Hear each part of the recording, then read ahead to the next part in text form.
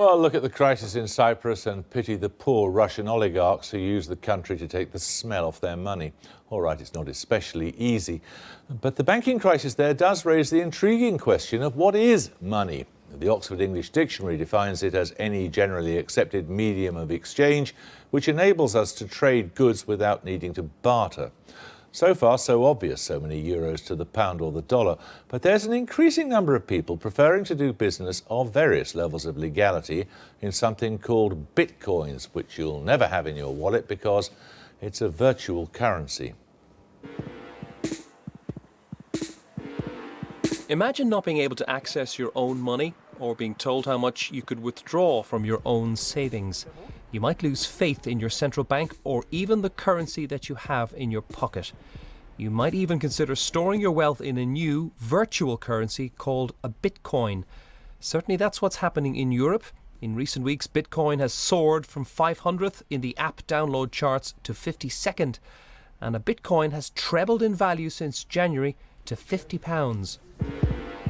Bitcoins are earned online as a reward for solving fiendishly complex computing tasks. Initially, they were given away to people who helped set up the system. But now individuals can also buy them and store them in a virtual wallet. Unlike a normal currency, though, people bypass banks entirely and instead send Bitcoins to each other over the internet. Because Bitcoins are stateless, they cannot be taxed, frozen, or easily traced. So the advantages for some are clear. First of all, because I'm just sending a string of bits to you, it doesn't go through a bank. It doesn't cost anything. There's no fee. I just send you the bits and now they're yours and not mine. The second thing is the near anonymity, which through the use of appropriate technology you can make anonymous. And the third, I think, is the sort of sense that you're not playing by the man's rules.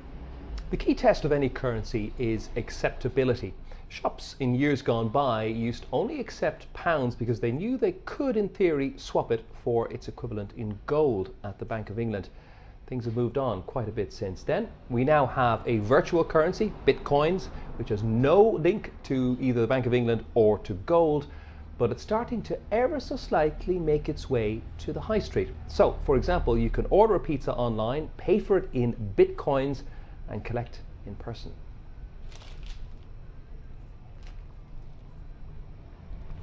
Bitcoin is changing finance the same way the web changed publishing. The question is, what future could this virtual currency have? Flourish. Some experts think that Bitcoin might be just the first stage in a virtual money evolution, a bit like Friends Reunited now being eclipsed by Facebook. Whether that means in the long run people will use Bitcoins instead of pounds and euros, I'm unconvinced. Whether it means in the long run they'll use something like Bitcoin, I think that's probably true. You know, the new economy needs a new kind of money, just as the industrial economy demanded new kinds of money a few hundred years ago. But there's a dark side to Bitcoins. Anonymity means they can be used to buy drugs or weapons, and Bitcoin accounts have also been seriously exposed by hackers. No wonder then that US and European authorities want far more regulation. But before that, some disillusioned Eurozone savers may still prefer to risk their money on a virtual rather than a hard currency. Well, Daniel Knowles has written about Bitcoin for The Economist, and Trace Mayer is in San Diego. He's an entrepreneur and financial blogger who uses Bitcoins. What attracts you to them, Trace Mayer?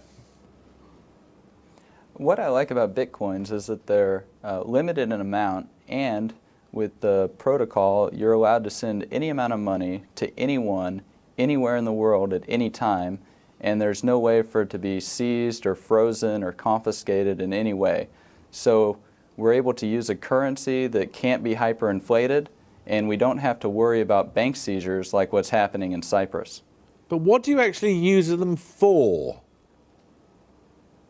Well, I use them to pay independent contractors that are all over the world, whether they're in India or the Philippines.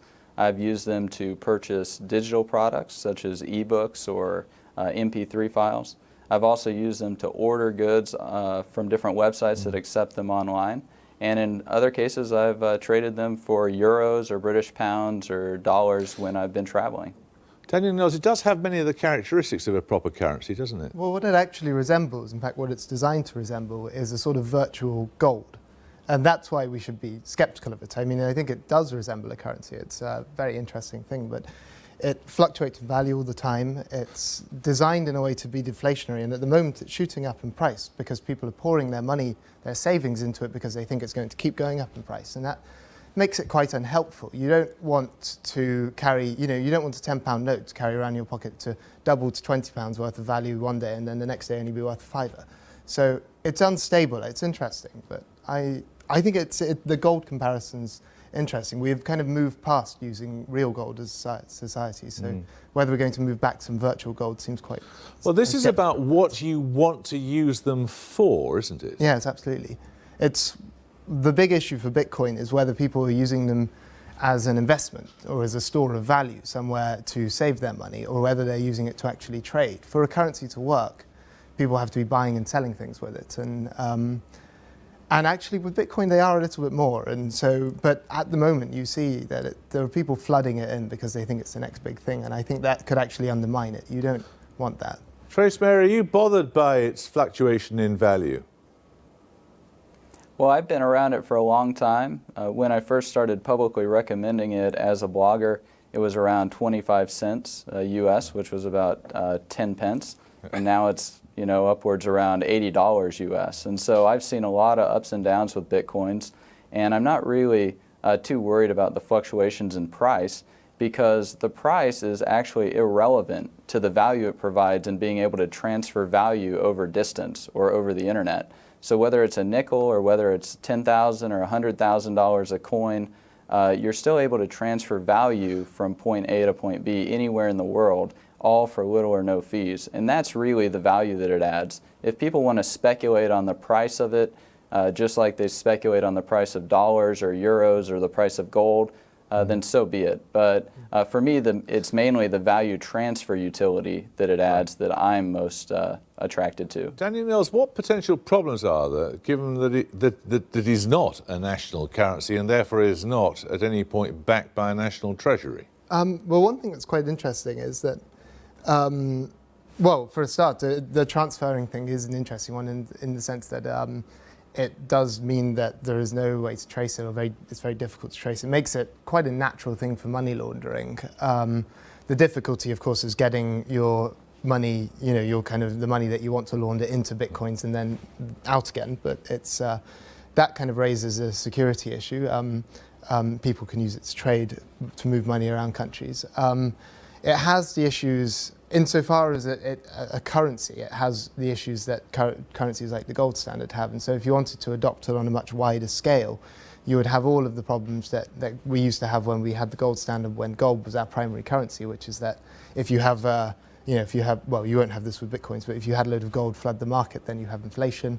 If gold comes in value, you have deflation. So you have a sort of depression thing built into its use as a currency. So we're very far away from that. But if you wanted to adopt Bitcoin as a currency of a real economy, you would have real problems. But it's interesting that there are now institutions, Amazon, for example, effectively imitating Bitcoin. Well, Amazon's an interesting one because their new currency, their coins thing, as I understand it, are linked to dollars, and that is they are tackling the primary issue which you have with trying to get any new currency in. And if you look at, say, local currencies or most sort of online currencies, they are linked to the value of a real currency, just as a country like Zimbabwe, or which wants to kind of restore faith in its currency, will link it to one that people already have faith in, and Bitcoin, by design, you can't do that. It's not linked to the value of anything, so it's fluctuates and. Okay.